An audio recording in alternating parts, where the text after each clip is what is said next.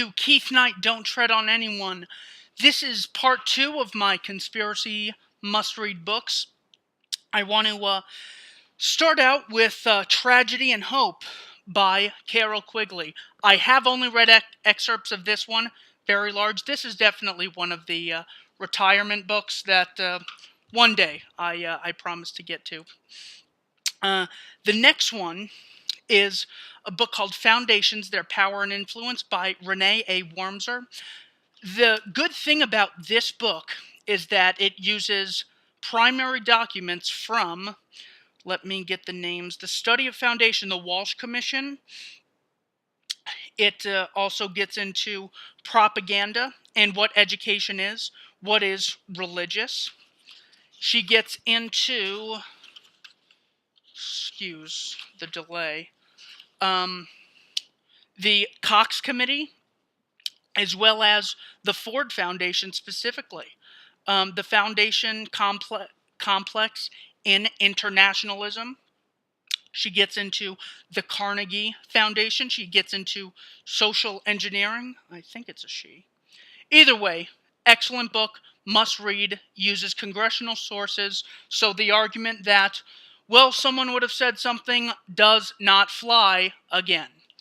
This next one is less known. It's called The Dialectical Imagination by Martin J., A History of the Frankfurt School and the Institute of Social Research, 1923 to 1950. This is what is often referred to as cultural Marxism.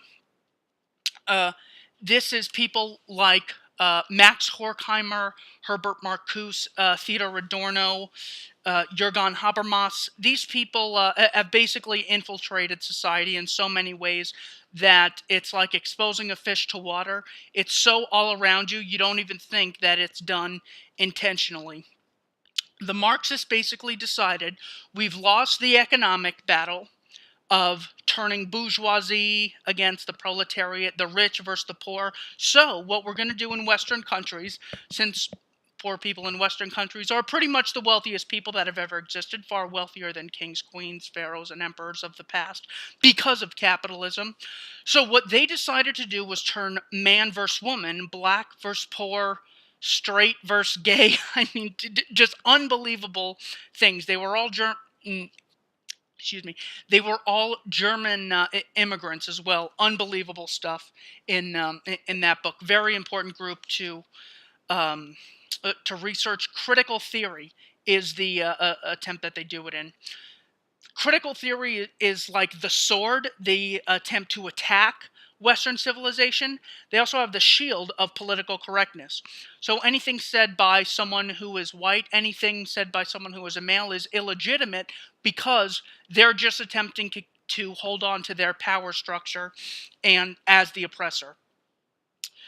The next book, sorry that was a long explanation, is The Man Who Killed Kennedy, The Case Against LBJ by Roger Stone.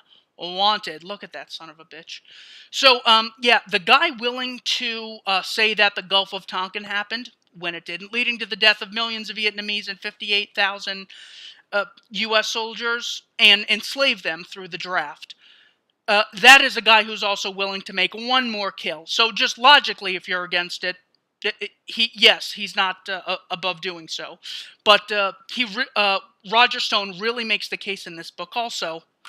Kennedy, according to the Warren Commission, was shot from the school book depository behind him, but in the Zapruder film, you clearly see his head going back into the left. Just unbelievable that people still bought that official explanation. He also goes into the USS Liberty incident of 1967, in which the Israeli military shot up a U.S. boat, blamed it on the Egyptians in order to get the U.S. into fighting in the Six-Day War against Egypt. And people like Christopher Berlin in his book Solving 9/11, The Deception That Changed the World, make the case that that was not the last time Israel staged an attack against Americans to blame it on Muslims to get the U.S. to fight in a war that they benefit for. Do with that what you will. The next book is called Final Warning, A History of the New World Order. This book is not very well sourced, but there's an amazing chapter that is well sourced. And it's about attempting to use race to bring people apart. He gets into the Council on Foreign Relations. He gets into the Trilateral Commission. The name of that chapter is gets into World War I, the League of Nations, symbolism. The Illuminati create racial tension. He does cite primary documents in this book, such as A Racial Program for the 20th Century by Israel Cohen, The Communist Party, A Manual on Organization by J. Peters. Just a lot of really good stuff in here. The next book is by the recently deceased, sadly, Jim Marrs. One of the most popular videos on my channel is a talk by Jim Marrs. Rule by Secrecy is a terrific introduction. It's a summary. Let me go through these contents real quick.